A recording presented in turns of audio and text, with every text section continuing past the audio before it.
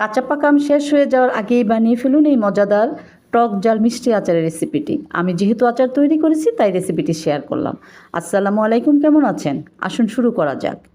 এই রেসিপিটা এত বেশি সুস্বাদু আচারের রেসিপি, দোকানের কেনা আচার থেকে অনেক অনেক বেশি মজা হয়। আর রোদে দেওয়ার ঝামেলা ছাড়াই বছরের পর বছর রেখে খাওয়া যায়।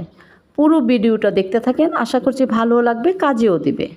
ভালো লেগে থাকলে শেয়ার করে দিবেন, এতে করে ভিডিওটা হারিয়ে যাবে না। বানানোর আগে একবার দেখে নিতে পারবেন। আজকে 1 কেজি শক্ত আটিযুক্ত আম নিয়ে ছোট ছোট করে কেটে নিয়েছি।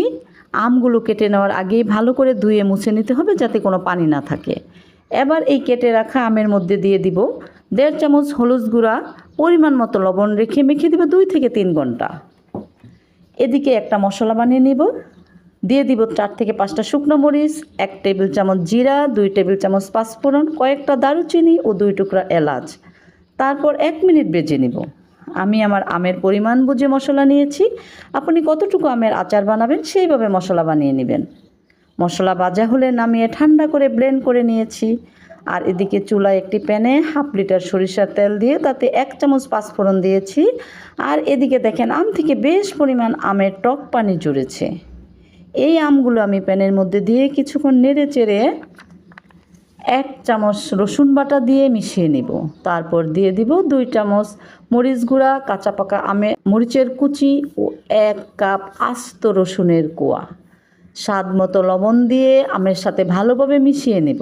এরপর দিয়ে দিব সরিষা গুঁড়া, যে মশলাটা আমি বেজে রেখেছিলাম সেই মশলার গুঁড়া সব দিয়ে দিব। সব কিছু ভালো করে আমের সাথে মিশিয়ে নেব।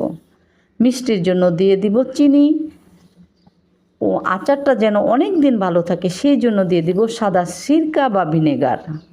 ভিনেগার দেওয়ার পর আচারটা কিন্তু আমি বেশিক্ষণ রান্না করব না। চুলায় আঁচ মিডিয়াম রেখে এই আচারটা আমি রান্না করেছি। আচারের কিন্তু কোনো পানি ব্যবহার করা যাবে না। আচারের বয়ামে হাত দিয়ে ব্যবহার করা যাবে না। এই ছোট ছোট টিপসগুলি যদি মেনে চলা যায় তাহলে এই আচারটা অনেক দিন ভালো থাকবে। নামিয়ে ঠান্ডা করে একটি কাচের জারে রেখে দিতে হবে। এই আচারটা যখন তৈরি করবেন একটু বেশি করে বানাবেন। খিচুড়ি, পোলাও, ডাল অথবা ভাত, ভাজি, সাদা ভাতের সাথে অনেক ভালো লাগবে। বাজারে কাঁচা আম থাকতে থাকতেই আপনি বানিয়ে ফেলুন এই মজাদার আচারটা। সবাই ভালো থাকবেন, আমার জন্য দোয়া করবেন। আল্লাহ হাফেজ।